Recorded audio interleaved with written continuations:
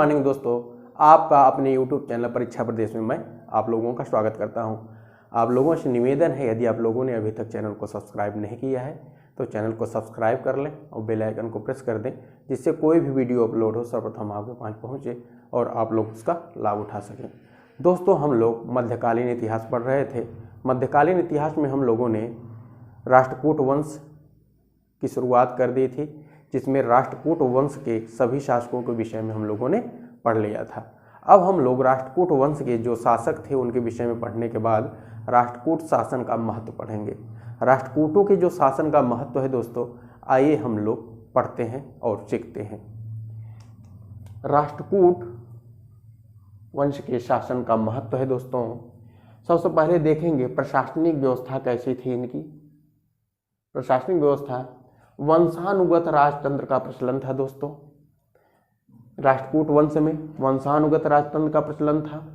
यहाँ के राजा जो थे दोस्तों, वे गौरवपूर्ण उपाधि ग्रहण किया करते थे, जैसे महाराजा धीराज की उपाधि धारण किया करते थे, परमेश्वर की उपाधि धारण किया करते थे, परम भंडारक की उपाधि धारण किया करते थे एवं पृथ्वी वल्लभ की उपाधि धारण किया करते थे। ये हो गया दोस्तों प्रशासनिक व्यवस्था में इनकी कुछ बातें। नेक्स्ट देखेंगे दोस्तों प्रशासनिक इकाई क्या थी दोस्तों इनकी।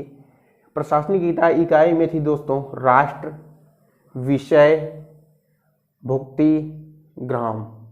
एक राष्ट्र में कई विषय हुआ करते थे दोस्तों, और कई विषयों, एक विषय में कई भुक्ति हुआ करती थी, और भुक्ति जो है कई ग्रामों में बटा हुआ करता था। अर्थात कई ग्रामों को मिलाकर भुक्ति बनती थी, कई भुक्ति को मिला करके विषय बनता था, कई विषयों को मिला करके राष्ट्र का निर्माण होता था। और राष्ट्र का जो प्रमुख होता था दोस्तों, उसे राष्ट्रपति कहा जाता था, और विषय का जो प्रमुख होता था उसे विषयपति कहा जाता था, और भुक्ति का जो प्रमुख होता था उसे भोगपति कहा जाता था, जबकि ग्राम का जो प्रमुख होता था उसे ग्रामपति कहा जाता था। सबसे बड़ी इकाई, शासन की इकाई जो थी दोस्तों, वह राष्ट्र हुआ करती थी, और सबसे छोटी इकाई ग्राम हुआ करता था। सबसे बड़ा पद जो है राष्ट्रपति का हुआ करता था दोस्तों, और सबसे छोटा पद ग्रामपति का हुआ करता था। नेक्स्ट देख लेंगे दोस्तों सेना इनकी कैसी थी। तो इसमें पैदल सेना हुआ करती थी दोस्तों राष्ट्रकूटों के पास, और गज सेना हुआ करती थी, जबकि रथ सेना का अभाव था दोस्तों। रथ सेना राष्ट्रकूटों की सेना में शामिल नहीं थी दोस्तों। आइए दोस्तों राष्ट्रकूटों की सामाजिक स्थिति को देख लेते हैं कि राष्ट्रकूट राजवंश जो है उसकी सामाजिक स्थिति क्या थी। देखेंगे दोस्तों वर्ण व्यवस्था पर आधारित समाज था दोस्तों। इनका जो समाज था दोस्तों राष्ट्रकूट वंश का, वह वर्ण व्यवस्था पर आधारित था। ब्राह्मणों की सम्मानजनक स्थिति थी। जो ब्राह्मण थे उनकी स्थिति सम्मानजनक थी, जबकि वैश्यों की स्थिति में गिरावट आई है दोस्तों। यह राष्ट्रकूट वंश में वैश्यों की स्थिति में गिरावट आई है, जबकि शूद्रों की जो स्थिति थी उसमें कुछ सुधार हुआ था। छुआछूत की भावना का प्रचलन उस समय भी था दोस्तों। आइए देखते हैं दोस्तों महिलाओं की स्थिति राष्ट्रकूट राजवंश में क्या थी। राष्ट्रकूट राजवंश में महिलाओं की स्थिति देखेंगे दोस्तों, तो बाल विवाह का प्रचलन हुआ करता था। उस समय बाल विवाह का प्रचलन हुआ करता था। सती प्रथा का प्रचलन बिल्कुल भी नहीं था दोस्तों। राष्ट्रकूट वंश में सती प्रथा का प्रचलन नहीं था, और विधवा विवाह का भी प्रचलन नहीं था। विधवाओं को संपत्ति संबंधी अधिकार थे दोस्तों। राष्ट्रकूट राजवंश में जो महिला विधवा हुआ करती थी दोस्तों, उनके लिए संपत्ति का अधिकार हुआ करता था। अब हम लोग इसके आगे नेक्स्ट स्लाइड में देखेंगे दोस्तों।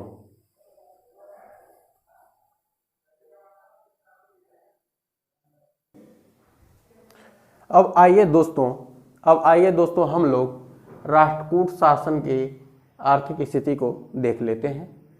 जो इसका आर्थिक स्थिति थी दोस्तों, यह कृषि पर आधारित थी ज़्यादातर।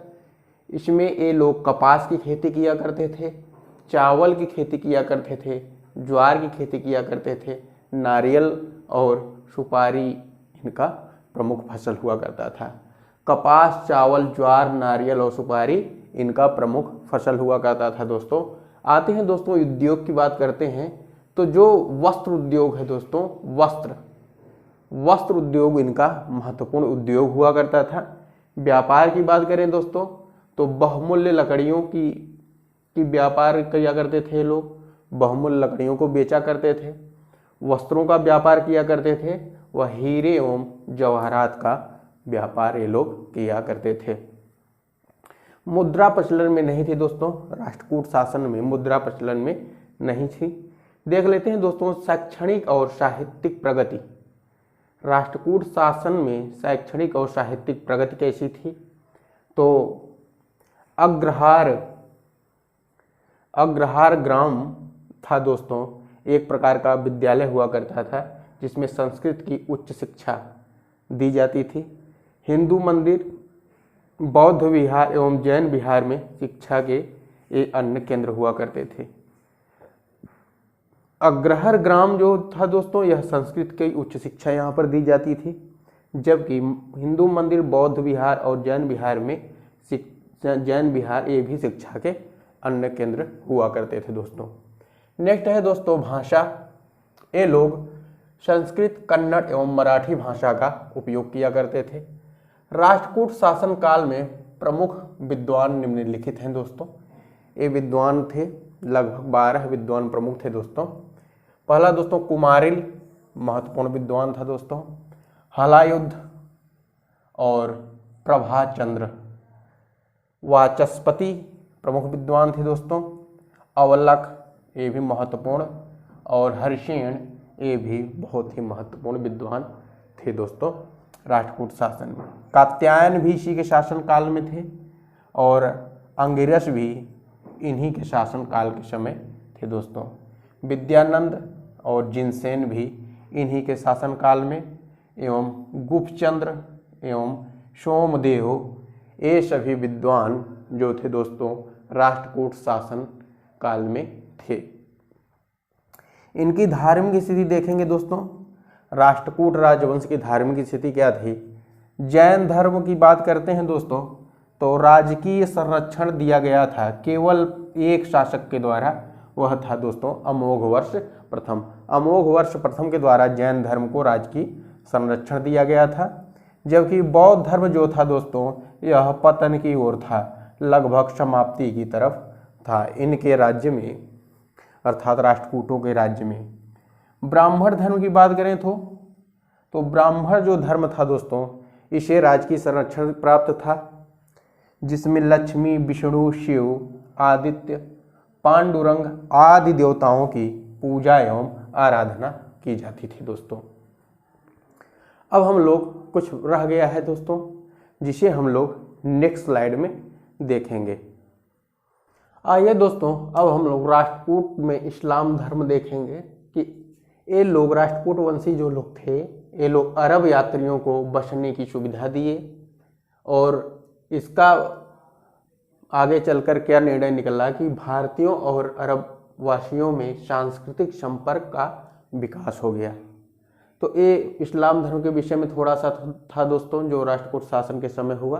अब दोस्तों स्थापत्य कला की बात कर लेते हैं हम लोग। तो कृष्णराज प्रथम ने एलोरा के कैलाश मंदिर का निर्माण करवाया था दोस्तों। एलोरा की जो गुफा है दोस्तों, उसमें इन्होंने कैलाश मंदिर का निर्माण करवाया था। कृष्णराज प्रथम ने मंदिर की दीवारों पर भित्ति चित्रों की सहायता से